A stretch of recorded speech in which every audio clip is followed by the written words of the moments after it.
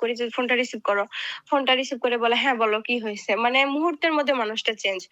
মানে যে মানুষটার সাথে আমি এতদিন সংসার করছি, অ্যা এত পরিচিত মানুষ অথচ আমাকে চিনতে পারতেছে না। আমার সংসারটা নষ্ট করে দিছে। আমার ননদ নন্দাইরা কেউ আমাকে পছন্দ করতো না। আমার শ্বশুর-শাশুড়ি, আমার ননদ-নন্দী আমার সংসারটা নষ্ট করে দিছে। আমার ফুলের মতো জীবনটা নষ্ট করে দিছে।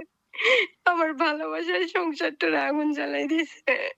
আমি কখনো ক্ষমা করব না ওদের। আমার হাসব্যান্ড একজন সহজ সরল মানুষ। ও যখন আমার দিকে যখন আগ্রহ দেখায় তখন ওর বোন টাকা পায়। ওর খালা টাকা পায় তখন ওর টাকার প্রেশার দিত। আমার শাশুড়ি আমার সামনে ওকে মারছে।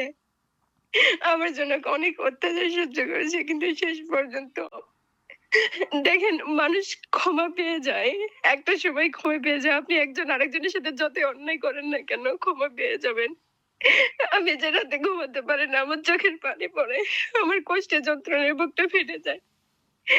কি পাইছেন আপনারা? একটা সংসার তো। আসসালামু আলাইকুম সবাই। কেমন আছেন? আশা করি সবাই ভালো আছেন। সো আজকে আমি লাইফের একটা এপিসোড শুরু করলাম। এমন একটা মানে মানুষের লাইফ, সেই লাইফ নিয়ে আজকে কথা বলবো। সো আশা করব সবাই না টেনে মন দিয়ে শুনবেন। শুনলে ভালো লাগবে। আমি শুনছি আমার নিজেরই চোখের পানি ধরে রাখতে পারছিলাম না। সো আশা করব সবাই দেখবেন। আর দেখার আগে অবশ্যই লাইক, কমেন্ট, শেয়ার করবেন। শেয়ার করে দিবেন সবাই যাতে শোনে, সবাই যাতে বুঝে আর মানুষের প্রতি মানুষ এমনভাবে অন্যায় যেন না করে। আর যদি ফেসবুক থেকে দেখেন অবশ্যই শেয়ার করে দিবেন, ফলো দিবেন। টিকটক থেকে দেখলেও শেয়ার অ্যান্ড ফলো করে দিবেন। অ্যান্ড যারা ইউটিউব থেকে দেখবেন অবশ্যই সাবস্ক্রাইব করবেন আর শেয়ার করে দিবেন, সবাই যেন শুনতে পারে। তো চলুন আমরা ভিডিওটা স্টার্ট করি আর শুনি মানুষের জীবন কাহিনী কত কঠিন হতে পারে।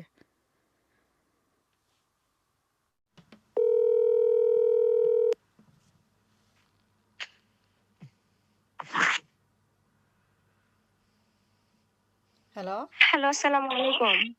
ওয়ালাইকুম আসসালাম। কোথা থেকে জি, বলছেন? কে বলছেন? আমার বাসা জয়পুরহাট, কালাই থানা। আমি ওই যে আপনার রেঞ্জু ও তানজিলা টুরস ইউকে ইউটিউবে একটা ভিডিও দেখছিলাম যে এখানে যদি কেউ জীবন বৃত্তান্ত বলার আগ্রহী হয় তাহলে আপনার সাথে যোগাযোগ করতে বলছেন। আমি আসলে আহ আমার জীবনটা মানে জীবনের গল্পগুলো আপনার সাথে শেয়ার করার জন্যই ফোন করছি। নাম, ঠিকানা না বললেও কোনো প্রবলেম নেই। আপনারা শুধু মানে জীবনের গল্প বললেই হবে। যেকোনো গল্প বলতে পারেন, কোনো সমস্যা নেই। এখানে কোনো রেস্ট্রিকশন নেই। আর আর কারো সবাইকে বলবো কেউ এমনভাবে কমেন্টও করবেন না যে মানুষের বুকে আঘাত লাগে। মানুষের কষ্টের কথা যদি কেউ বলতে চায় সবাই খোলা মনে বলতে পারবে, কিন্তু এখানে কেউ কিছু ব্যাড কমেন্ট করতে পারবেন না। তো ঠিক আছে, আপনার কোন সমস্যা আপনি আপনি আপনার জীবন কাহিনী বলতে পারেন। জি, আমার নাম মোসাম্মদ রুনা লায়লা। আমার বয়স আসলে ২৬ রানিং। আমি ২০০১ সালে জন্মগ্রহণ করি। আমার জীবনের গল্পটা আসলে কি বলবো? ভীষণ রকমের কষ্টদায়ক বা যন্ত্রণার। আমার ২০০১ সালে জন্ম। আমার বাবা আসলে চেয়েছিল যে যেন ছেলে হয়। কিন্তু মেয়ে হওয়ার কারণে আমার মায়ের উপরে আমার বাবা আসলে অনেক রাগান্বিত হয় বা মনোমালিন্য হয়। একটা পর্যায়ে আমার বাবা আমার মাকে ছেড়ে দিবে এরকমটা হয়। তো যখন আমি বড় হইছি, একটু বুঝতে শিখছি, তখন মানে এই কথাটা জানার পরে আমার নিজের জীবনের উপরে কেমন জানি একটা অনীহা চলে আসে। মানে ছোটবেলা থেকে অনেক কষ্ট করে বড় হয়েছি। আমার বাবা ঢাকায় রিক্সা চালায়। আমার ছোট ২ টা ভাই ছিল, আমি ছিলাম। তো ছোটবেলাটা এত নির্মম গেছে আমরা ঠিকমতো খাইতে পর্যন্ত পাইনি। লোকের জামাকাপড় পরে মানুষ হয়েছি। তো আমি এসএসসি কমপ্লিট করার পরে কলেজে যখন ভর্তি হই, তখন আমার অনেক কষ্টের দিনকাল গেছে। আমার অনেক শুভাকাঙ্ক্ষীরা আমাকে সাহায্য করছে পড়াশোনার জন্য। অনেক স্ট্রাগল করে লোকের বাসায় কাজ পর্যন্ত করছি কলেজে ওঠার পরে। মা আমি দুজনে দিনমজুরি কাজ করছি চুরি করে, সেটা কেউই জানতো না। তো অনেক স্ট্রাগল করে এই পর্যন্ত আসার পরে আমি অনার্সে ওঠার পরে অনার্স 3rd ইয়ারে আমার একটা ছেলের সাথে পরিচয় হয় যাকে আমি অনেক ভালোবাসি। মূলত আসলে আজকে আমার ম্যারিড জীবনের সম্পর্কে গল্পটা বলতে চাই। তো একটা ছেলেকে আমার ভীষণ ভালো লাগে। আমরা দুজন সম্পর্কে যাই। আমরা দুজন বিয়ে করব সিদ্ধান্ত নিই। তো ও চাকরি করত, পৌরসভাতে চাকরি করত, গভর্নমেন্ট। আর আমার বাবা তো ঢাকায় রিক্সা চালায়। আমি তখন অনার্সে পড়ি। আমার ছোট ২ টা ভাই। তো আমার ফ্যামিলি অনেক পুর ছিল, অনেক দারিদ্র্য ছিল। তো আমি ওকে বলছি যে এটা সম্ভব না। যত রকম করে বোঝানো যায় সম্ভব না বা সামনে এগোনো ঠিক হবে না। তোমার পরিবার আমার পরিবার মানবে না। তো ও বলত যে আমার বাবা-মার মোটামুটি জমি আছে। আমি চাকরি করি। আমি তোমার খরচ নিতে পারবো। তোমাকে বহন করতে পারবো। কোনো সমস্যা নাই। এরকম বলত। তো ১ দিন, ২ দিন, ৪ দিন একটা মানুষকে কতবার ফেরানো যায়? ওকে, ঠিক আছে। আপনার নামটা কি বলতে পারবেন? আসলে তার প্রেমে পড়ে যায়। ও অনেকভাবে আমাকে বোঝাইছে যে আ সবকিছুর ঊর্ধ্বে আমি। আমাকে যথেষ্ট ভালোবাসে এরকমটা বোঝাইছে। তো আমি যখন তাকে ১ম পাত্তা দিতাম না, সে অনেক রকম করে আমাকে কনভিন্স করত। তো একটা পর্যায়ে আমাদের ভিতরে সম্পর্ক ভালোবাসা তৈরি হয়। আমরা দুজন দুজনকে ভালোবাসি। তো আমাদের ২০২৪ সালের জুলাই মাসে বিয়ে হয়। আগস্টে আমরা দুজন একসাথে বিয়ে করতে চাইছিলাম। পারিবারিকভাবে নয়, দুজন চুরি করে বিয়ে করে রাখতে চাইছিলাম আগস্টের ১৫ তারিখে। তো কোন একটা কারণে আমাদের দুজনের ভিতরে ঝামেলা হয়, দূরত্ব তৈরি হচ্ছিল। কেমন জানি কি হচ্ছিল আমরা বুঝতে পারতেছিলাম না। তো হঠাৎ করে আমি তাকে বলছি যে, "দেখো আ আগস্টে যখন বিয়ে করব তাহলে কেন আ আগে করব না?" তো তখন জুন মাস চলতেছিল। তো তার মধ্যে আমার বাসা থেকে প্রেশার দেয় বিয়ের জন্য। তাকে আমি প্রেশার দেই। দুজনের ভিতরে অনেক সমস্যা সৃষ্টি হয়। সে সাহস করে পরিবারে বলতে পারে না বিয়ের কথা। তো আমি তার পরিবারের সাথে কথা বলি। কথা বলে ২ ফ্যামিলির মাধ্যমে ওর পরিবার মানে না অনেক কাহিনী করে আরকি মানছে। কোন রকমে মানছে। তো আমার বিয়েতে আমার নন্দাই ছিল, আমার চা-শ্বশুর ছিল, আমার দাদা-শ্বশুর ছিল, আমার দেবর ছিল, সবাই এসছিল আমার বিয়েতে। তো সবার সামনে ২ পক্ষে মিলেই আমাদের বিয়ে-শাদী হয় বা আ বিয়ের যে অ্যারেঞ্জমেন্ট ২ পরিবার মিলেই করে। তো বিয়ের পরে টুকটাক আমরা দুজন ভালোই ছিলাম। আমার আ শাশুড়ি আমার উপর প্রচুর নির্যাতন করতো। আমি গরিব পরিবারের বা আমার বাবা ঢাকায় রিক্সা চালায়। হ্যাঁ, ঠিক আছে। তো তাদেরকে তোমার কিছু দিতে ভাই পারে না। ভাই ২ টা তো এখন মানে ভাইরা কি করে এখন? আমার একটা ভাই বর্তমানে মালয়েশিয়াতে আছে, একটা দেশে আছে। ওকে, তাহলে তো এখন তো তো ভালোই ফ্যামিলি। এখন তো বাপ যদিও জি, রিক্সা চালায় সেটা তো কারোর আর যে কাজ তো করে সে তো আর চুরি করে না, তাই না? তো এইসব কথা নিয়ে তো খোঁটা জি। দেওয়া ঠিকই না। তো ঠিক আছে, তারপরে? তো স আমাকে বিভিন্নভাবে শারীরিক, মানসিক নির্যাতন করতো। শারীরিক বলতে তো ওইভাবে টর্চার করতো না।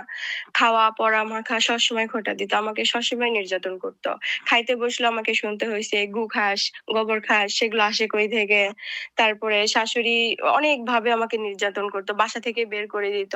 কাজকর্ম নেই, সবসময় খোঁটা দিত। তো আমার হাসব্যান্ডকে আমি বললে সে বলতো, "ধৈর্য ধরো। আমি তো আছি পাশে। ধৈর্য ধরো, ধৈর্য ধরো।" তো এরকম করতে হঠাৎ করে একদিন আ প্রচন্ড ঝামেলা হয় বাসায়। প্রচন্ড ঝামেলা হওয়ার পরে আমরা দুজন বাসায় ছিলাম। তো ওর মা ওকে একটা লাঠি দিয়ে পিটায়। পিটায় বাসা থেকে বের করে দেয়। তো ও তখন বলছে যে, "তোমার বাসা।" তো বাবার বাসা। বাবা যদি বলে বাসা থেকে বের হয়ে যেতে তাহলে আমি বের হয়ে যাবো। তো ওর বাবা তখন বাসায় ছিল না। বাজারে গেছিল। বাজার থেকে আসার পরে ওর মা ওর বাবাকে বলছে। বলার পরে ওর বাবা ঘাড় ধাক্কা দিয়ে বের করে দিতে যায়। তো তখন সে আমাকে বলছে যে, "চলো আমরা এখানে থাকবো না। আমরা চলে যাবো।" তো আমি বলছি যে, "না দেখো সংসারে এরকম ঝামেলা হয়েই থাকে।" তো সে আমাকে বলছে যে, "তুমি যদি না যাও তুমি থাকো আমি চলে যাবো।" তো তখন আমরা দুজনে আমার বাবার বাসায় চলে আসি। আমরা একই গ্রামে বাসা। তো ও খেরতালে জব করে, খেরতাল পৌরসভাতে। তো ওখানে উম উম উম বাসা দেখলো। আ পৌরসভার পাশে বাসা দেখলো। আমার বাবা তখন ঢাকায় ছিল। তো আমার বাবা ওকে বলতেছে, "দেখো বাবা আমি বাসায় যাই, পরিবারে এরকম ঝামেলা হয়। এগুলা কোনো ব্যাপার না। আমি আসায় সব মিটমাট করে দিব।" তো তখন সে আমাকে বলতেছে যে, "রুনা দেখো, তুমি যদি আমার সাথে না থাকতে চাও তাহলে বাবার বাসায় থাকো। আমি যেটুকু পারি খরচ তোমাকে দিব। আমি বাসায় যেতে চাই না। দেখো আমি একটা পুরুষ মানুষ। আমি এরকম নির্যাতন কতদিন ধরে সহ্য করব? আমি একটা ভুল করছি। আমি একটা মেয়েকে ভালোবেসে বিয়ে করছি, সংসার করতেছি। তুমি তো বাসায় কাজকর্ম করো না। বিষয়টা এরকম না। কাজকর্ম করো। তারপরে তোমার সাথে তারা এরকম করে। এরকম করতেছে আমি আর কত সহ্য করব?" তো তারপরে আমরা দুজন মানে আমি বাসা নিব না, ও বাসা নিবে। এরকম করে ঝগড়া হয়ে যায়। তো মাঝরাত্রে আমি যখন বুঝতে পারলাম যে আমার হাসব্যান্ডের তার পরিবার সবকিছু ছেড়ে আসছে, তাকে আমার প্রয়োজন। আমি যদি তাকে না বলে দেই, তো সে কোথায় যাবে? তো তখন আমি তাকে বলছি যে, "তুমি যেখানে আমাকে নিয়ে যেতে চাও, যেভাবে রাখতে চাও, আমি সেভাবে থাকতে চাই।" তো তারপরের দিন আমরা দুজন বাসা দেখি। বাসা দেখে সেই বাসায় উঠি। তো বিয়ের পরের দিন থেকে শুরু করে আমার জীবনে যত রকম আমি ৩ মাস ৩.৫ মাস শ্বশুর বাসায় ছিলাম। আমাকে অনেক অত্যাচার সহ্য করতে হইছে, অনেক অত্যাচার। তো তারপর থেকে আমরা ২ জন মানে আমাদের ভালোবাসার সংসারে কোনো কিছুর কমতি ছিল না। আর আলহামদুলিল্লাহ আমরা দুজন এত হ্যাপি ছিলাম, এত হ্যাপি ছিলাম। আমরা দুজনে একসাথে খেলতাম ছোট মানুষের মতো। খেলা করতাম। ও প্রত্যেকদিন আমার ঘর ঝাড়ু দিয়ে দিত। আমার ঘর ঝাড়ু দিতে হতো না। তো আমার চুলা পর্যন্ত সে লেপে দিত। আমার প্রত্যেকটা কাজে সে হেল্প করত। মানে পৃথিবীতে কোনো দুঃখে আমরা আছি এটা বুঝতে পারতাম না আমরা। সে, আমি, আমরা ছোট্ট একটা সংসার তৈরি করলাম। তো এভাবে চলতে থাকে আমাদের ভালো লাগার দিনগুলো, ভালোবাসার দিন। প্রত্যেকটা দিন যেন আমাদের জন্য একটা স্পেশাল একটা দিন হয়ে আসে। তো এভাবে আমাদের চলতে থাকে। তো আমার বাবা বলছে যে, "দেখো বাবা তুমি বাবা-মার একটা ছেলে, বাসায় জমিজমা আছে, বাসায় তোমার ২ টা বোন বিয়ে হয়ে গেছে, কেউ নাই। তো বাসায় যাওয়া আসা করো। দূরে থাকো ঠিক আছে সমস্যা নাই। কিন্তু যাওয়া আসা করো।" তো তখন ও বাবার বাসায় যাওয়া আসা করে, আমি যাইতাম না। ও যাওয়া আসা করতো। এতগুলো আমরা ৪ মাস ছিলাম বাসা ভাড়া। তো ওর মা আমার সাথে একদিনও ফোনে কথা বলেনি যে, "মা আসো, ভালো কি মন্দ বাসায়।" তো আমরা দুজন অনেক ভালো ছিলাম। আমাদের কি বলবো প্রত্যেকটা দিন এত সুন্দর ছিল, এত সুন্দর মুহূর্ত ছিল। আমরা হাসব্যান্ড ওয়াইফ এটা আমাদের মনেই হতো না। তো আমাদের হচ্ছে যখন আমরা ওখানে ছিলাম, ভালো ছিলাম। ওরা দেখতেছে যে আমরা ভালো আছি, ভালো থাকতেছি। আমাদের তাদের দরকার হচ্ছে না। তো তারা আমার হাসব্যান্ডকে তখন বাসায় নিয়ে আসে। কাজকর্ম করে দেয়। আমার শুক্রবার করে বাসায় আসে। ও আবার চলে যায়। তো এরকম করতে, করতে অনেকগুলো দিন হয়ে গেছে। যাওয়ার পরে আমার হাসব্যান্ড আমাকে বলতেছে যে, আ বাসায় যাবো। তো আমি বলতেছি, "বাসায় এখন যাবো না। দেখো তোমার বাবা-মা তো আমাকে মেনে নিতে পারেনি। এতগুলো দিন হইছে আমরা বাসার বাহিরে আছি। তো আমাকে তো একদিনও তারা আমাকে ফোন দেয় নাই বা কথা বলে নাই বা কেমন আছিস? তারা তো আসতে পারতো। আমি তো একটা ছেলের বউ। তারা তো আসতে পারতো। এভাবে গালিগালাজ করে আমার বাসা থেকে বের করে দিছে। তারা তো আসতে পারতো আমার কাছে। তো কখনো আসেনি। আমি কিভাবে যাবো? তো তখন আরো কিছু বলতো না। বলতো না। একসাথে আমি আ অনেক ট্রেনিং করতাম, অনেক কাজ করতাম। ও অফিসে যাইতো। তারপরে আমার নানুর বাসা যশোরে। আমরা যশোরে যাই। আ ৯-১০ দিন থেকে আসি। মানে আ অনেক এনজয় করছি। আমরা যেখানে ৪ মাস ছিলাম আমরা অনেক এনজয় করছি। তো তারপরে সে বাসায় আসার পরে আমাকে বলতেছে যে বাসায় যাইতে হবে। তো আমি বরাবরের মতোই বলছি যে এখন না। আমি একটা বাবু-টাবু নিবো তারপরে যাবো। এর আগে আমি বাসায় যাবো না। তাছাড়া তোমার বাবা-মা তো এখন আমাকে যাইতেই বলেনি। আমি কেন যাবো? তো এরকম বলছে। তো একদিন তারপরেও বাসায় তোমার আসছে। বাসায় উচিত ছিল শ্বশুরবাড়ি, শ্বশুর-শাশুড়ি অন্যায় করতেই পারে কিংবা তারা ভুল বুঝতেই পারে। সেটা মানে তুমি বলে বলছি আসলে। তো তোমার যাওয়া উচিত ছিল। এটাও ভুল হতে পারে। তারপরও ঠিক আছে, তারপর কি হলো বলো? জি, তারপরে হচ্ছে ও বাসায় আসছে প্রতিবারের মতো। তো মানে লাস্ট কিছুদিন আমরা যখন ছিলাম, তখন ও কেন জানি অন্যমনস্ক। মানে আমি ওকে ঘর ঝাড়ু দেওয়ার কথা বলতাম না। ৪ টা মাস আমরা ছিলাম। ও মনে হয় এভরিডে ঘর ঝাড়ু দিত। তো আমি ওকে আ বলতাম না। ও একা, একা দিত। বেডশিট একা, একা গুছাইতো। ও মানে মেয়ে মানুষের মতো। ও পরিষ্কার আ রাখতো সবসময়। ও অপরিষ্কার পছন্দ করত না। তো লাস্ট কিছুদিন আমি নোটিস করছি ও কেমন জানি বাহির থেকে আসে ক্লান্ত, ক্লান্ত শরীর। অ ও খায়, ঘুমায়, বাইরে চলে যায়। আমার সাথে খুব একটা কথা বলে না। মানে সবসময় মনে হয় যে আমি টেনশনে আছি এরকমটা বোঝায়। তারপরে হচ্ছে ও যে রেগুলার কাজগুলা করে ওই কাজগুলা ও করতে অনীহা। মানে কেমন জানি অন্যমনস্ক হয়ে গেছে। তো কিসের আমি জন্য বলতেছি, এটা? "কি হয়েছে তোমার?" আমি সিউর জানি না। এই পর্বটা আমি পরে বলতেছি, আসতেছি একটু করে। তো তখন আমি এই বিষয়টার নোটিস যখন করলাম, তখন আমি বলতেছি, "তুমি এরকম হয়ে গেছো কেন?" তো বলতেছে, "পুরুষ মানুষ তো হও নাই। পুরুষ মানুষ যখন হও নাই তখন এটা বুঝবা না।" আচ্ছা ঠিক আছে নরমাল। তো বরাবরের মতো একদিন বাসায় আসছে।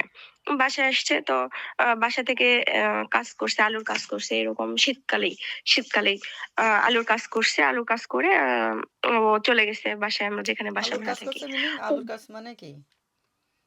আমাদের এখানে আলু রোপণ করে। আমাদের জয়পুরহাটে কালাই থানাতে হুম, আলুর বীজ রোপণ করে আরকি। তো ওদের ও, জমি জমা আছে। ও, আলুর কাজ-টাজ করছে। আচ্ছা। তো গেছে সন্ধ্যায়। তো যাওয়ার পরে বরাবরের মতো ওকে আমি ও কি চাচ্ছে বা ওর শরীর ক্লান্ত কিনা এগুলা দেখতেছি। তো কেমন যেন আমার উপর মেজাজ খিটখিট, খিটখিট করতেছে। আমি বলতেছি, "কি হইছে তোমার?" এক কথা থেকে ২ কথা থেকে ও আমার সাথে ঝামেলা করতেছে। আ এইটা সেইটা ও সে অথচ কখনো আমার সাথে ঝগড়া ঝামেলা করে না। এইটা ওইটা নিয়ে ঝামেলা করতেছে। তো আমি বলতেছি, "তোমার সবসময় এগুলা আমার বাসায় যাইতে বলেনি, আমি যাবো কিভাবে?" তো এটা বলে আমি শুয়ে পড়ছি। শুয়ে পড়ছি ও একা, একা মানে ঘরের জিনিসপত্র যেগুলো ছিল আসবাবপত্র ওর জামাকাপড়গুলা গোছাচ্ছে, আমার জামাকাপড়গুলা গোছাচ্ছে। তারপরে আমার বাবা-মা যে আ সাংসারিক জিনিসগুলা দিছিল সেগুলা বস্তাতে বন্দি করতেছে, এরকম করতেছে। তো আমি এটা দেখে আমি করছি যে ঠিক হয়ে যাবে। আমি একটু চুপচাপ থাকি। আমি ওকে বারণ করিনি। আমি চুপচাপ ছিলাম। তো এই চুপচাপ থাকতে, থাকতে শীতকালে আমি কখন যে ঘুমায় গেছি বলতে পারি না। তো মাঝরাতে আমি ঘুম থেকে উঠে দেখি রুম পুরা ফাঁকা। ও কি করছে সব জিনিসগুলা হচ্ছে প্যাকেট করে আলাদা, আলাদা করে রাখছে। আর বলতেছে, "আমি আর এখানে থাকবো না। এটা হইছে, সেটা হইছে। আমি পারতেছি না। আমার এক বাবা, এক মা আমাকে যাইতে হবে।" তো আমি কান্না করতেছি। আমি ওগুলা দেখে কিচ্ছু বলি না। আমি উঠে জাস্ট খাটের উপরে বসে কান্না করতেছি রমজান মাস। আমি কান্না করতেছি যে, "তুমি এরকম কেন করতেছো? দেখো যে বাসায় গেলে আমার সাথে ঝামেলা করে, আমার সাথে গন্ডগোল করে, আমার খাইতে, ঘুমাইতে সবসময় অত্যাচার করে। তারপরেও তুমি নিজের স্বামী হয়ে এগুলা দেখে তুমি আমার সাথে এমন অত্যাচার করে কিচ্ছু বলো না। আবার যাইতে যাচ্ছ তোমার বাবা-মা তো আমাকে ক্ষমাই করেনি। আমি বলছি একটা বাবু নিয়ে যাবো।" তো সে আমার কথা কোনো গুরুত্ব দেয় না। সে বলছে, "আমি তো আছি নাকি? আ তুমি আ আ আমার আমার বাবা-মার কাছে আমাকে যেতে হবে। আমি একটা ছেলে।" তো এরকম করে আমি কান্না করতেছি। সে আমাকে অনেক রকম করে বুঝাইলো যে, "দেখো আমি যদি তোমাকে না ছাড়ি পৃথিবীর কেউ তোমাকে ছাড়াইতে পারবে না। ডিভোর্স যদি দিতে হয় তাহলে আমাকে তো সাইন করতে হবে। অন্য কেউ সাইন করলে ডিভোর্স তো হচ্ছে না।" তো আমি বলছি, "হ্যাঁ।" তো বলতেছে, "আমি তো তোমার পাশে আছি নাকি?" আমি, "হ্যাঁ, তুমি তো পাশে আছো কিন্তু আমার ভয় হয়।" তো তখন সে আমাকে আশ্বাস দেয় যে, "না ভয় হবে না, ভয় করতে হবে না। আমি বাসায় যাই। বাসায় যেয়ে বাবা-মার সাথে কথা বলব যে, দেখো বারবার এরকম যদি ঝামেলা করো, এবার যদি এরকম কিছু হয় তাহলে একবারে আমরা ২ জন বাসা থেকে বের হয়ে যাব। আর কখনো বাসায় আসবো না। বা তোমার বাবা-মা বলে আমি আ মানব না কিন্তু। তখন একবারে চলে যাব। আর কখনো ফিরবো না।"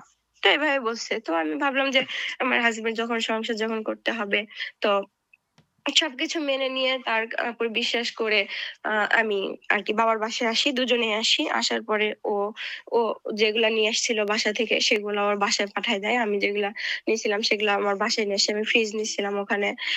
যাওয়ার পরে রাইস কুকার ছিল আমার। তো সবকিছু এখানে নিয়ে আসি।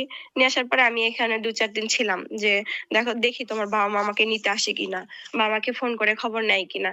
তো ওর বাবা-মা ফোনও দেয় নাই বা যাওয়ার কথাও বলে নাই, কিচ্ছু বলে নাই। তো ও ও বাসায় যায়নি। আমার সাথেই ছিল। ৪-৫ দিন আমরা বাবার বাসায় ছিলাম। ও আমার সাথেই ছিল। তো দেখলাম সবকিছু পজিটিভ। আমার হাসব্যান্ড আমাকে ভালোবাসে। তো সবকিছু মিলায় আমি যাই শ্বশুরবাড়িতে যাই। তো শ্বশুরবাড়ি রমজান মাসে। রোজা মনে হয় ১০ টা হয়ে গেলে আরকি শ্বশুর বাসায় যাই। তো যাওয়ার পরে মোটামুটি কয়েকদিন সব ঠিকঠাক ছিল। তারপর থেকে আমার সাথে মানে ঝামেলা শুরু করে দেয়। আমার শ্বশুর সবসময় আমার আ একটা না একটা কথা বলতেই থাকে। আমার শাশুড়ি কাজকর্মে প্রত্যেকটা সময় করতেই থাকে। তো এগুলা তো নতুন কিছু না। এগুলা আমি আগেও এগুলা সহ্য করছি। আমার কাছে কিছু মনে হয় না নতুন। আমি সকালবেলা ঘুম থেকে উঠি, থালা-বাসন মাজি, ঘর ঝাড়ু দেই। কয়েকটা ঘর ঝাড়ু দেই। থালা-বাসন মাজি, একা, একা কোটাকাটি করি, একা, একা রান্না করি। একা, একা ওকে ভাতটা সারা যে আমার ৯ টার ভিতরে আমার কমপ্লিট করতে হয়। আর ওদের দেশি একটা গরু ছিল। একটা গরু, একটা বাছুর। আমার শাশুড়ি ওই গরুর কাজ করে ভাত খাইতে পারে না। ও যখন অফিসে যায় আমরা দুজন ভাত খাই, আমাদের সাথে ভাত খাইতে পারে না। শুধু একটা কাজ করে। তো আমার শ্বশুরবাড়ি আমি মোটামুটি সব কাজই করছি। শুধুমাত্র আ ঘর লেপা, যেটা মাটির ঘর লেপতে হয়। তো আমার নাকে মাংস বাড়ার সমস্যা আছে পলিপাত যেটাকে আমরা বলি। তো ওইটা আমি একটু বেশি কাপড় পরিষ্কার করলে আমার প্রবলেম দেখা দেয়। অনেক বেশি প্রবলেম দেখা দেয়। তো আমি বলছি আমি ঘর লিপতে পারব না। আমার নাকের সমস্যা। তো সেটা নিয়েও আমার সাথে হিসবিটিং করে। আমার সাথে বিভিন্ন রকম গালিগালাজ করে, ঝগড়া করে। প্রচন্ড মুখ খারাপ করে। আমার পাড়া-প্রতি সবাই জানে। ওর আমার হাসব্যান্ডও জানতো যে এরকম করে। আর এই গোবর পরিষ্কার করা। এটা আমার শ্বশুরই মূলত করে। আ মাঝে, মাঝে আমার শাশুড়ি করে। তো এই কাজটা আমার কখনো করতে হয়নি। আমি এইদিকে সাংসারিক কাজে ব্যস্ত থাকতাম। তো তারপরে বলে আমি কোন কাজ করি না। বিকেলের রান্নাটাও আমি করতাম। প্রত্যেকটা কাজই আমি করি। তারপরে আমার কোন ইয়ে হয় না। তো আমার হাসব্যান্ড তো চলে যায় অফিসে। সারাদিন আমাকে কথা শুনতে হয়। এরকম সেরকম করে অনেক কথা শুনতে আমার ভাত মাখাই নিছি। আমার খাইতে বসলে আমার অনেক কথা শুনতে হয়। আমার হাসব্যান্ড ৳১৭,০০০ মাসে বেতন পাইতো। তো ওর হচ্ছে দেনা ছিল। দেনা ছিল, ওখান থেকে 10,000 টাকার লোন, ব্যাংক লোন কেটে নেয়, 7,000 টাকা হাতে পায়। 6,000 টাকা আমার শাশুড়ির হাতে তুলে দেয়, 1,000 টাকা ওর থাকে। ওই 1,000 টাকা দিয়ে ওর পার ডে 20 টাকা করে ভাড়া লাগে। কখনো 25 টাকা লাগে এরকম। তো পার ডে যে 20 টাকা 25 টাকা ভাড়া লাগে, এটাতেই তো মাসে অনেক চলে আসে। 200-300 টাকা ওর হাত খরচ থাকে। তো অফিসে থাকে। অফিসে হয়তোবা অনেক সময় বন্ধু-বান্ধব পাশে চা নাস্তার খাইতে হয়। তো আমার পেছনে কোনো কিছুই খরচ করতে পারি না, তার পেছনেও কিছু খরচ করতে পারে না। তারপরে আমি তাকে কখনো কিচ্ছু বলিনি। ও কখনো বলতে পারবে না যে আমার ওয়াইফ এটা নিয়ে ঝামেলা করছে। তো এটা নিয়েও সে ঝামেলা করে যে আ আমার শাশুড়ি যে কখনো মাছ কিনে নিয়ে আসছে, কখনো গোস্ত কিনে নিয়ে আসছে, বাজার করে নিয়ে আসছে। আগে একজন ছিল, এখন ২ জন, আমরা কেন ইয়ে করব? এরকম করে ঝামেলা করত। তো তখন যখন আমি হাসব্যান্ডকে বলতাম যে, "দেখো তোমার মা এগুলা নিয়ে আমাকে কথা শোনাচ্ছে।" তো বলত যে, "আমি তো সব টাকা ওখানেই দিই।" আমি বললাম যে, "তুমি এটা বলো বাসায় যে সব টাকা ওখানে দিই।" তো ওইটা ওর মার সাথেও ফেস করতে পারে না। যে, "তুমি এগুলা বলো বা আমি তো সব টাকা দিয়ে দিই।" এগুলা বলতে পারত না। একটুতেই কিছু হইলে আমি থালা-বাসন মাজি, আমার শ্বশুর-শাশুড়ি, আমি আর আমার হাসব্যান্ড ৪ জন, ৪ টা থালা।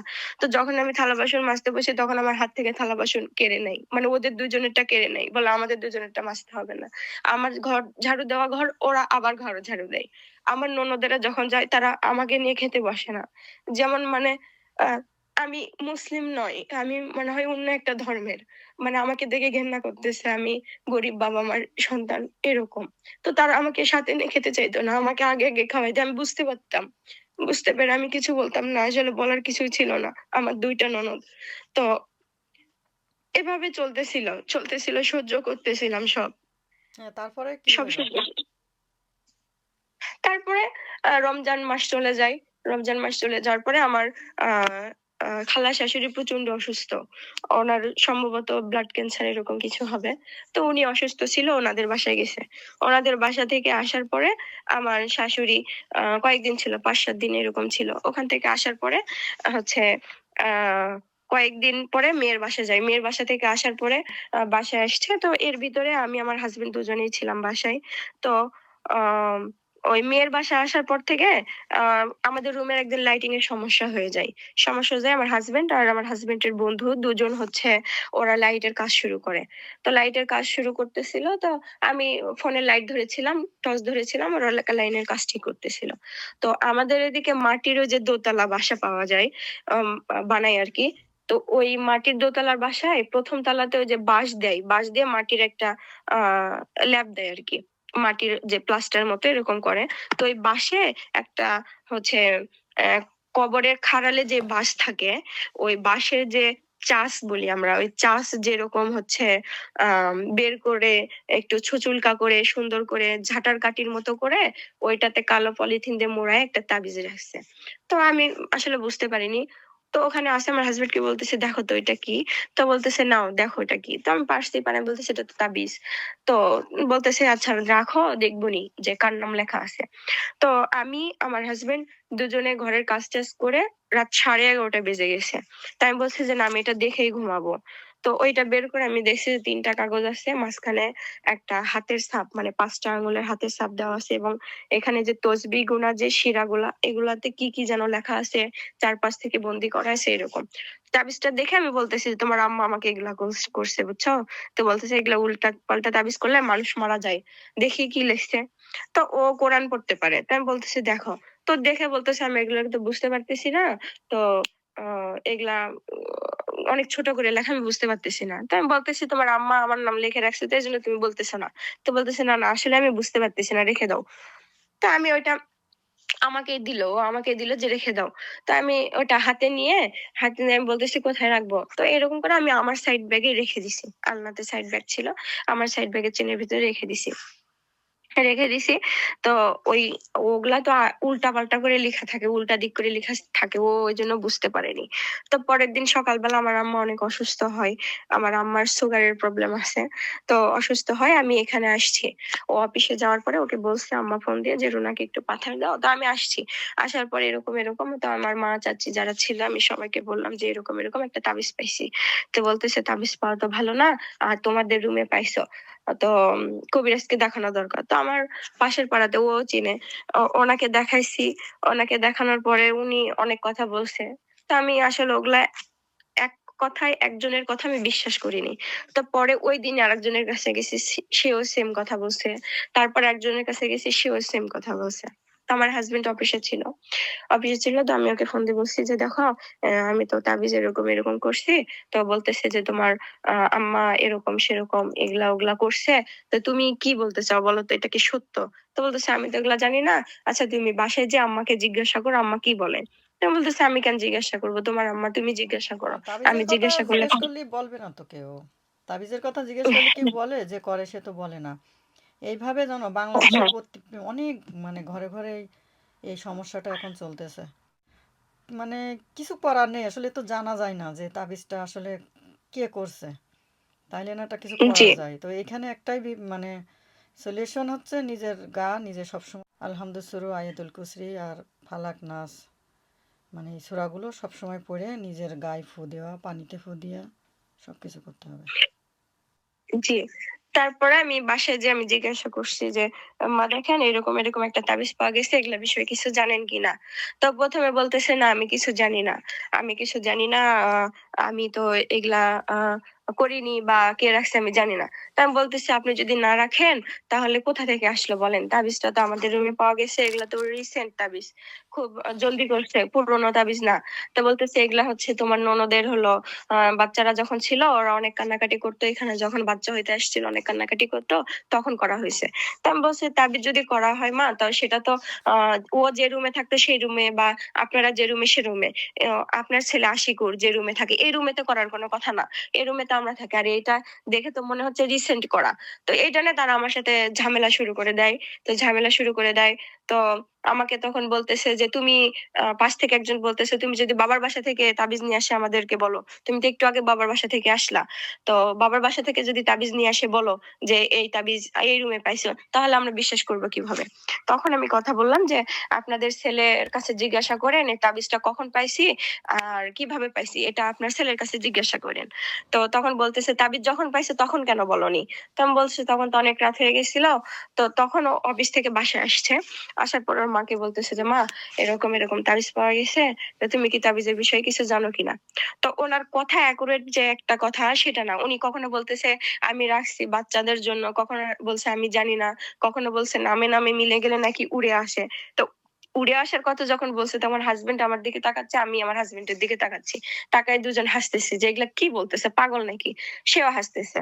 তো বলতেছে মা তাবিজটা যেই করুক আসলে তো এগুলা করা ঠিক না, কারণ এগুলা করলে মানুষ মারা যায়। তো তখন বলতেছে যে ওর মা কান্না করতেছে আর বলতেছে হ্যাঁ আমি করছি আমি করছি, আমি এখন কি বলবো, আমি কাকে বিশ্বাস করাবো।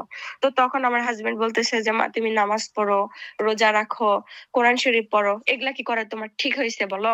তখন বলতেছে আমি মসজিদ ছুঁয়ে বলবো যে হলো আমি করি নাই আমি করি নাই। তো বলছে মসজিদ ছোঁয়া লাগবে না, তুমি যে করো নাই এটা ঠিক আছে বিশ্বাস করলাম, কিন্তু করছে কে বলো। এই বাসায় মানে ও তখন জেরা শুরু করলো, একটার পর একটা কথা বলতে শুরু করলো। তখন বলছে যে আমি সকালবেলা আব্বাকে জিজ্ঞাসা করছি, আব্বা বলছে আমি জানি না, তোর মা জানে, এখন তুমি বলতেছে আমি কিছু জানি না, তাহলে এই বিষয়টা জানে কে। তো এরকম করে আমাদের বাসায় ঝামেলা হয়, ঝামেলা হয়। তো আমি বিকেলে ঝামেলা হয়, আমি রাতে খাইনি, আমার হাজবেন্ডও রাতে খাইনি। তো সকালবেলা রান্না টান্না করে ও শুক্রবারের দিন ছিল, শুক্রবারের দিন ছিল। তো শুক্রবারে আহ ও আমার শাশুড়ি ও সবাই মিলে রান্না টান্না করে ওরা খাইলো, আমি কইছি আমি এখন খাবো না, আমার ভালো লাগতেছে না, শরীর খারাপ লাগতেছে, আমি খাবো না। দুপুরে আমি খাইনি। রাতের বেলা আমার ছোট শাশুড়ি, ছোট আম্মা, ও আমাকে চুরি করে ভাত খাওয়াইছে। তো পরের দিন শনিবারের সকালে আমি এটা ওটা খেয়ে পানি খাইছি। তো দুপুর বেলা ওদের ধান কাটছে, প্রায় 20 শতক মতো মাটি হবে, বেশি না, 20 শতক মতো মাটি ধান কাটছে। তো বিকেল বেলাও আমাকে এসে বলতেছে যে দেখো ধান কাটছে, আঙিনাতে আসো, কাজ টাজ তো করতে হবে, ঘরের ভিতরে থাকলে হবে। আমি বলতেছি আমার শরীরটা ভালো লাগতেছে না, তোমরা সবাই বাসায় আছো, তোমরা সবাই করো, আমার শরীরটা ভালো লাগতেছে না। তো এটা বলে ও চলে গেছে। আমি বলছি এতটুকু জমি কাটছে আমাকে যাইতে হবে, শরীরটা আমার ভালো লাগতেছে না। তো বলছে এরকম করলে হবে বলো, এটা বলে ও মাঠে চলে গেছে। মাঠে চলে গেছে, আমার শাশুড়ি বাহির থেকে কি শুনছে না শুনছে আমি জানি না, ও এসে আমার সাথে সাথে শুরু করে দিছে ঝামেলা গন্ডগোল। একটার পর একটা ঝামেলা শুরু করে দিছে। তো আমি তখন আমার হাসব্যান্ডকে ফোন দিছি, কান্না করতেছি যে, "দেখো তুমি চলে গেছো, আমার সাথে এই নিয়ে শুরু করে দিছে।" তো বলতেছে আমি বলতেছি যে, "আমার কিন্তু ভাল লাগতেছে না। তুমি বলছো এগুলা ঝামেলা হবে না। একটার পর একটা ঝামেলা হচ্ছে। তো আমি এখন কি করব বলো? আমার কি করতে হবে?" বলতেছে, "তুমি বাবার বাসায় চলে যাও। কাজ-কাম যখন করতেইছো না, বাবার বাসায় চলে যাও। ওখানে যেয়ে কয়েকদিন থেকে আসো।" তো এটা বলে আমি বলতেছি, "ঠিক আছে।" তো এটা বলে আমি ২০-২৫ মিনিট পর আবার ওকে ফোন দেই। দেওয়ার পরে আমি বলতেছি, আমি বলছি, "কিরে আমার ভাল লাগতেছে না। একটা ঝামেলা হচ্ছে। আমি নির্দোষ।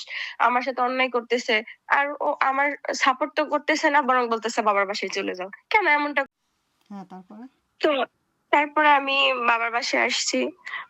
ওকে ফোন দিছি, দিয়ে বলছে ২য় বার যখন ফোন দিছি তখনও বলতেছে, "ঠিক আছে বাবার বাসায় চলে যাও।" তো বাবার বাসায় আসছি আমি, যেদিন আসি বিকেল বেলা। তো রাত হয়ে গেছে, আমি ওকে ফোন দেইনি, ও আমাকে ফোন দেয়নি। পরের দিন আমি ওকে ফোন দিছি, ও আমার ফোন পিক করতেছে না। ফোন রিসিভ করে না। এতবার ফোন দিই, ফোন ধরে না। তারপরে যখন এসএমএস করি যে, "ফোনটা রিসিভ করো।" ফোনটা রিসিভ করে বলে, "হ্যাঁ, বলো কি হইছে?" মানে মুহূর্তের মধ্যে মানুষটা চেঞ্জ। মানে যে মানুষটার সাথে আমি এতদিন সংসার করছি, এত পরিচিত মানুষ, অথচ আমাকে চিনতে পারতেছে না। ফোন দিলে, "হ্যাঁ, বলো কি হইছে? এটা হইছে, সেটা হইছে।" তো এরকম করে আমি কবিরাজের কাছে যাই। কবিরাজের কাছে গেলে আমার ট্রিটমেন্ট শুরু হয়। আমি প্রচন্ড অসুস্থ হয়ে যাই। আমি মানে নার্ভাস হয়ে যাই। আমি কথা বলতে গেলে আমি কান্না চলে আসে। আমি কারো সাথে মিশতে পারি না। আমার কাউকে সহ্য হয় না। মানে আমার ভিতরে যে পরিবর্তনগুলো আসছে, এগুলো আমার ফ্যামিলির লোকজন ছাড়া কেউ বলতে পারে না, এরকমটা। তো আমি কবিরাজের কাছে যাওয়ার পরে আমাকে বলছে যে, "তোমার হাসব্যান্ড কে এগুলা করছে। তোমার হাসব্যান্ডকে আগে করে বাসায় নিয়ে আসছে। দেন তোমাদের স্বামী-স্ত্রী বিচ্ছেদের যে জাদু করা হয়, তাবিজ করা হয়, এটা করছে। জোড়া কবরের ভিতরে তাবিজ রাখছে। তারপরে আমার কাপড় হারায় যায়। তারপরে আমাকে মিষ্টির মাধ্যমে কি খাওয়াইছে আমি এগুলা জানি না।" তো এরকম অনেক কথা। তারপরে আমি ফোন দিয়ে আমার হাসব্যান্ড আমার সাথে কথা বলে না। মুহূর্তের মধ্যে কেমন জানি সবকিছু উলটপালট হয়ে গেল। কুরবানি ঈদ গেল মাঝখানে, সে আমার সাথে যোগাযোগ করে না। তো এরকম করে হঠাৎ করে আমি তাকে বলছি যে, "দেখো, তুমি এরকম করতেছো, আমার ভাল লাগতেছে না। এভাবে কি সংসার চলে নাকি? তুমি কেন আমার সাথে এরকম করতেছো?" তো বলতেছে, "আমার ফ্যামিলি তোমাকে মানে না। আমি অন্য জায়গায় বিয়ে করলে এটা হইতো, ওইটা হইতো।" সে আমাকে এর আগেও বলছে যে, "অন্য জায়গায় বিয়ে করলে আমার ফুপু যে জমি বিক্রি করতেছে, ওগুলা জমি কিনতে পারতাম। ও যে দিনাগুলো ছিল, দিনা শোধ করতে পারতাম।" তো সে এইভাবে বলছে যে, লোকে আমাকে বলতেছে, "থাক তো দেনা শোধ করা, তোকে আরো শ্বশুরবাড়ির লোকজনকে দিতে হবে।" সে আমাকে এভাবে বলছে। তো আমি বলছি, "দেখো, মানুষ এরকম অনেক কথা বলবে।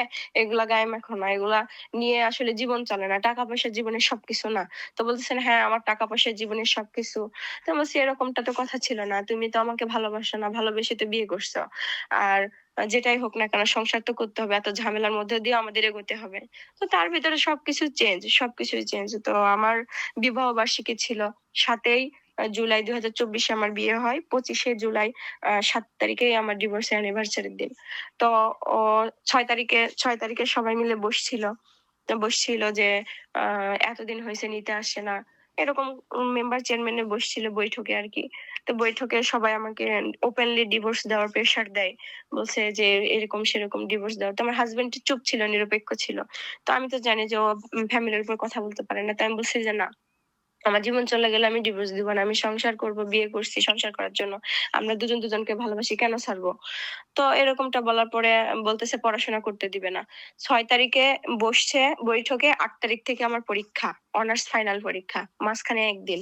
তো আমি বলছি যে, "না দেখেন, ও তো আমার পড়াশোনার কোনো খরচই দেয়নি। আমার বই কেনারও টাকা দেয়নি, আমার ফর্ম ফিল আপ এরও টাকা দেয়নি। আমার অনেক স্ট্রাগল করে এ পর্যন্ত আসতে হইছে। তো আমি পরীক্ষাটা দিই, তারপর আর ৫ টা মেয়ে যেভাবে সংসার করে আমি পড়াশোনা করব না, সংসার করব, সমস্যা নাই।" তো তারা আমাকে সময় দিছিল ১ দিন যে, "৭ তারিখে তুমি জানাবা।" তো ওরা কি করছে, ৬ তারিখে বাসায় আ যায়ে ৭ তারিখে দুপুরের সময় আমাকে ডিভোর্স পেপার পাঠায় দেয়। এক পক্ষে তালাক করে আমাকে পাঠায় দেয়। ওহ ওর মাই গড! চাচ্চু সে একটা দিনও তো আসেনি। তার ভিতরে ডিভোর্স লেটার পাঠায় দিছে। জি। তো ওহ ৭ মাই গড! তারিখে ও আমাকে ডিভোর্স পেপার পাঠায় দেয়। ওর চাচ্চু হচ্ছে একটা উকিল ছিল। তো আ আমি জানি না এই বিষয়ে। যাই হোক, উকিলের মাধ্যমে যেদিনই ডিভোর্স করছে সেদিনই কাগজ পাঠাইছে।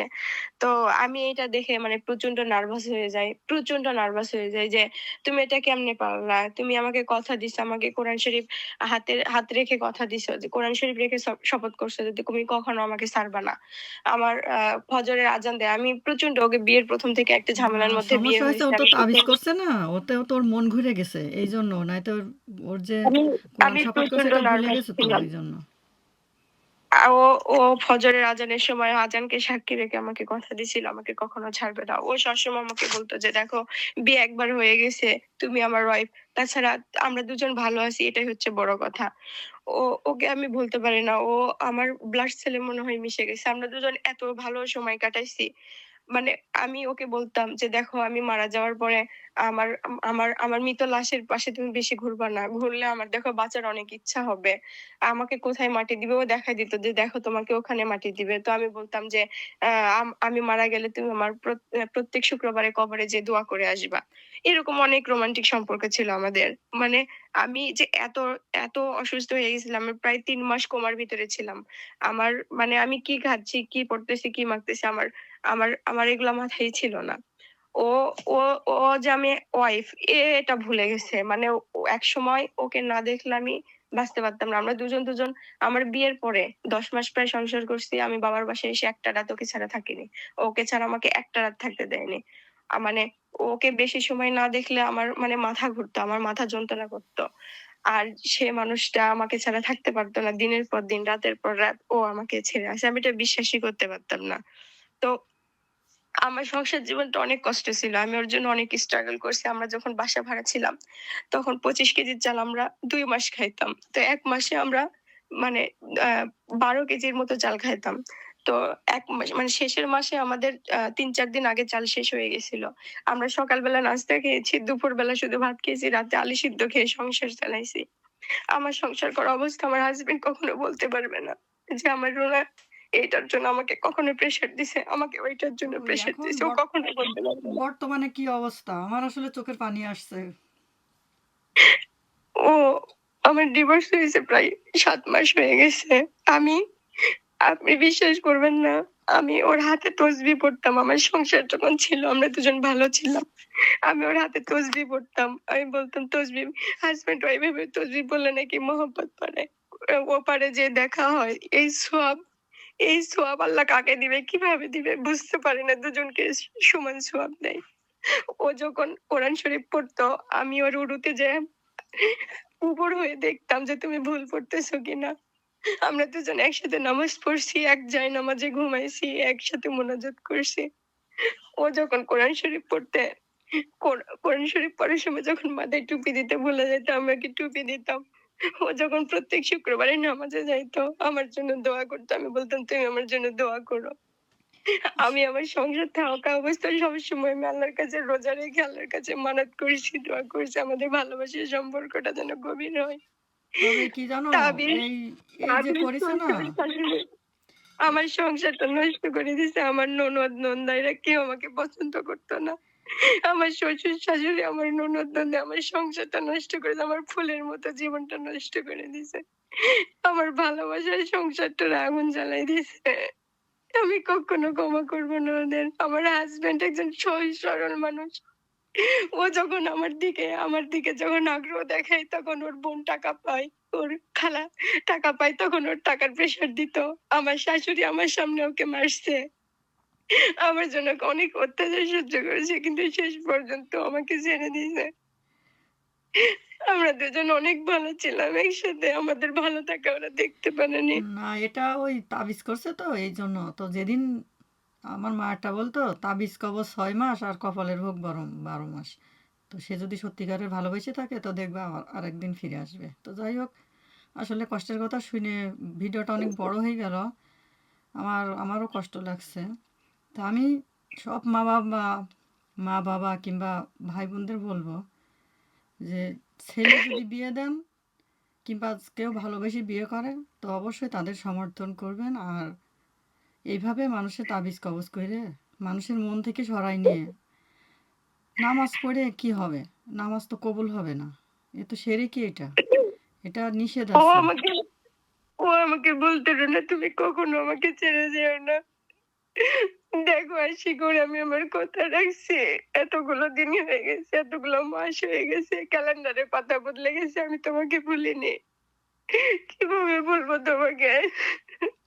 ইনশাআল্লাহ আল্লাহ যদি সহায় থাকে অবশ্যই হবে। তো যাই হোক, আর আমিও টাকা তোমার পয়সা শুনতে যদি পাচ্ছি না। আমি আমি একটা বার্তা দিতে চাই, টাকা পয়সা যদি তোমার এতই দরকার হতো তুমি আমাকে কেন বললে না? আমাকে চুরি করে কেন বললে না? রুনা, আমার সমস্যা।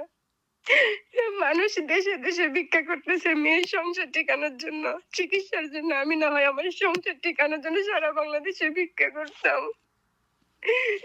এক জীবনে আমি আর কত কুসন্তানের সহ্য করবো বলো? কিভাবে তোমার শূন্যতা নিয়ে বাঁচবো আমি? তুমি তো জানতে, কেউ না জানলে তুমি জানতে তোমাকে আমি কতটা ভালোবাসি। সারা পৃথিবীর সাথে লড়াই করছি তোমার পরিবার, আমার পরিবার, আত্মীয় স্বজন। তা না পুলিশ, ইউনুস আর কত মানুষের সাথে লড়াই করছি আমার সংসারটা ঠিকানোর জন্য। কেন করলা তুমি আমার সাথে? কিভাবে ভুলে আছো তুমি আমাকে? আমার চোখের সামনে দিয়ে যাও প্রত্যেক দিন। মনটা কতটা ছটফট করে জানো তোমাকে দেখার জন্য। একটা তুমি পিকচার যাদের পাইতে পারি অপছন্দ করো, তোমাদের মানে দুজনের পিকচার কি আমি মানে আপলোড করতে পারবো? যদি হয়তো দিতে পারো, আর না হলে একটু সমস্যা নেই, সবাইকে একটু দেখাতাম যে দেখো। তুমি যাদের অপছন্দ করো তাদের সাথে তোমার প্রত্যেকদিন কথা হয়, দেখা হয়, অথচ দেখো আমি তোমাকে কত ভালোবাসি। আমার পরিবার, আমার আত্মীয় স্বজন সবার সাথে লড়াই করেছি তোমার সাথে সংসার করার জন্য। কে না কে দিন গেছে, কখনো কোনো মনের আবদার পূরণ করতে পারিনি। টাকা পয়সা কি বড় কথা বলো? তা ঠিক আছে, আর আসলে আমিও মানে আবেগী হয়ে যাচ্ছি বেশি, আমার কান্না আসতেছে শুনে। তো যাই হোক, আমি দোয়া করি আল্লাহ মনে যেন শান্তি এনে দেয়, ধৈর্য ধরার তৌফিক দেয়। আর তোমার যদি মনে হয় দর্শকের জন্য কিছু বলার, কোনো মা বাপের কিছু বলার, যদি বলতে পারো। আমি সবাইকে একটা কথা বলবো, দেখেন মানুষ ক্ষমা পেয়ে যায়, একটা সময় ক্ষমা পেয়ে যায়। আপনি একজন আরেকজনের সাথে যতই অন্যায় করেন না কেন ক্ষমা পেয়ে যাবেন। আমি যে রাতে ঘুমাতে পারি না, আমার চোখের পানি পড়ে, আমার কষ্টে যন্ত্রণায় বুকটা ফেটে যায়। কি পাইছেন আপনারা? একটা সংসার তো ভেঙে কি পাইলেন বলেন? আপনারা যে টিকে থাকবেন আল্লাহ কি কখনো আপনাদের ছাড় দিবে বলেন? এই যে কুফুরি তাবিজ, আমার ভালোবাসার সংসারটা নষ্ট করে দিলেন আপনারা। কি পাইছেন জীবনে? এরকমটা কেউ করেন না প্লিজ। ভালোবাসা ছিল বলে, আল্লাহ চাইছে বলে দুইজনের সম্পর্ক হয়েছিল, বিয়ে হয়েছে। আপনারা এই যে বোনেরা, শাশুড়িরা কেন মেয়েদের সংসারটা নষ্ট করেন বলেন? একটা সময় ভেবে দেখেন কি পাবেন? কিচ্ছু পাবেন না। আর ছেলেদেরকে বলি, যারা হাজবেন্ড আছেন, আমার হাজবেন্ডের মতো যারা অসহায়, তাদেরকে বলি বাবা মার দিকে তাকায় দেখেন। বাবার বোনের সাথে মানে ফুপ্পির সাথে আপনার সম্পর্ক সারা জীবন থাকবে না। আপনার বোনের সাথে সারা জীবন সম্পর্ক থাকবে না। স্ত্রী আপনার পাশে থাকবে শেষ পর্যন্ত। ভাই বোনের সম্পর্ক যে কত দূর সেটা বাবা আর ফুফুদেরকে দেখলে বোঝা যায়। শেষ পর্যন্ত স্ত্রী থাকে। জান্নাতের কথা যদি বলি, মা যদি মায়ের পায়ের নিচে যদি জান্নাত হয়, স্ত্রীর সুপারিশ ছাড়া আপনি জান্নাতে যেতে পারবেন না। বেহেশত তো একটা রুম না? এই রুমের দরজার আগে আপনার সুপারিশের দরকার। সুপারিশ ছাড়া তো আপনি যাইতেই পারবেন না জান্নাতে। সেইটাই, কিছু কিছু হাজব্যান্ড আছে কি জানো, মানে ঠিক আছে মা বোনের কিংবা বাবাদের সম্মান করে, কিংবা তাদের সাথে তার মানে পৃথিবীতে এসেছে তাদের দেখেই মানে দেখছে, তারাই সবচাইতে আপন। কিন্তু সাম টাইম হয় কি জানো, যে তারা ওয়াইফের আপন করতে পারে না। মনে করে আমার মা বা ভাই বোন এটাই তো আমার আপন, ওয়াইফ তো আর মাত্র আসছে এ আর কি। কিন্তু দিন শেষে কিন্তু সে ওয়াইফেই পাশে আসে, এটা কিন্তু মানুষ বুঝতে চেষ্টা করে না। তো ওয়াইফ ন্যায় অন্যায় দেখতে হবে, ওয়াইফের অন্যায় আছে কি নেই সেটাও। আর যদি মা বাপ জোর করে ওয়াইফের পরে অন্যায় করে, কিংবা ওয়াইফও যদি মা বাপের প্রতি অন্যায় করে, সেটা সেই সন্তানের, সেই ছেলের হিসেব করা উচিত যে আহ, দুজনের দুই দিককে বোঝানো উচিত, ঠিক আছে? কিন্তু সে কিছু কিছু আছে যে মা বাপের অন্যায়, বউ যদি কোনো কিছু বলছে তাহলে বউর সাথে সে মানে তর্ক বিতর্ক করে বউকে শাসন করে, কিন্তু মা বাপের কিছু বলে না। আর সে এইভাবে করেই আমাকে তো 16 বউদের আনায় শাসন ফাঁকি করার দিছে। জন্যই সবাই মানে উঠে পড়ে লাগে। মানে মা বাপেরা, বোনেরা, আর বোনেরা তো মনে করে যে ভাই আমার, ও আবার কে পরের মেয়ে আসছে, আমাদের সব এইভাবে মনে করে, ঠিক আছে? কিছু ফ্যামিলি মানে কিছু না, অধিকাংশ ফ্যামিলিতে এটা মনে করে। তো আমিও মনে করি যে যারা বোন, যারা শাশুড়ি তাদেরকে আসলে বোঝা উচিত। যেটা পরের মেয়ে আনছে এটা আমাদের বাড়ি এসেছে, এটা আমাদের। ঠিক তার আছে? বাবার জমি জমা থাকতে পারে, সে চাকরি করতে পারে, কিন্তু আমার বাবা তো ভিক্ষা করে খায় না, তাই না? আমারও তো একটা আত্মসম্মান আছে, আমার ফুলের মতো জীবনটা নষ্ট করে দিয়েছে, আমাকে 16 আনায় ভাগিয়ে দিয়েছে সে। কেন এমন করলো? তো ঠিক আছে, ভালো থাকো ইনশাল্লাহ, আমাকে দোয়া অন্যায় করি। আর করছে। আমার দর্শকদেরও বলবো আপনারা সবাই দোয়া করবেন যেন ওদের সংসারটা আল্লাহ যদি চায় তো আবার জোড়া লাগে। তো সেইভাবে সবাই দোয়া করবেন। তো ঠিক আছে, তো আজকের মতো রেখে দিয়েছি, ইনশাল্লাহ আবার দেখা হবে অন্য কোনো এপিসোডে। সবাই আর যদি কেউ চান যেভাবে নিজের দুঃখ ভাগাভাগি করবেন আমার চ্যানেলের মাধ্যমে সবাইকে জানাবেন। তো আমি আপনাদের এই নাম ঠিকানা কিছুই বলা লাগবে না, আমি আপনাদের এইভাবে কথা বলে সবাইকে জানাই দিতে চাই। আর এটা দেওয়ার পরও মনে হবে যে মানুষ যেন শিক্ষা পায়, যে এগুলো শুনে যেন মানুষের একটু শিক্ষা হয়। যারা মা বোন আছি আমরাও যেন, আমি বলি, আমিও যেন, মানে আমিও যেন আমার ভাবি কিংবা আমার বেটার বউ কিংবা আমার কোনো আপনজনের সাথে আমি এইভাবে যেন আমি ব্যবহার না করি। আমি আল্লাহকে ভয় করি, সবাই যেন আল্লাহকে ডরায়। এই দুনিয়ায় কয়দিন, সবাইকে চিন্তা করতে হবে। তো ঠিক আছে রুনা, ইনশাল্লাহ আবার কথা হবে। আর তোমাদের একটা পিকচার দিও, যদি চাও সবাইকে দেখাবো, না হলে নাই। তো ঠিক আছে, জি। তো সালাম আলাইকুম, ভালো থাকো। ওয়ালাইকুম আসসালাম। ওকে, তো আল্লাহ হাফিজ। আল্লাহ হাফিজ। সো আমি এখন আসলে ক্যামেরার সামনে আসতে চাচ্ছি না, সেভাবে রেডি নাই। তো যাই হোক, আমি আমার দোকানের ভিডিও কিংবা এ ভিডিও সে ভিডিও দিয়ে আপনাদের আমি দেখাবো যে আমি কথা বলছিলাম। তো আসলে আপনারা কি বুঝলেন? আপনাদের মতামত কমেন্ট সেকশনে জানাই দিবেন, ঠিক আছে? আর দয়া করে কেউ ব্যাড কমেন্ট করবেন না, সবার কাছে অনুরোধ রইল। তো আজকের মতো রেখে দিচ্ছি, ইনশাল্লাহ আবার দেখা হবে নেক্সট কোনো ভিডিওতে। সে মতো সবাই ভালো থাকুন, সুস্থ থাকুন। Thank you for watching, see on the next video. আসসালামু আলাইকুম রহমতুল্লাহি ওয়া বারাকাতুহু।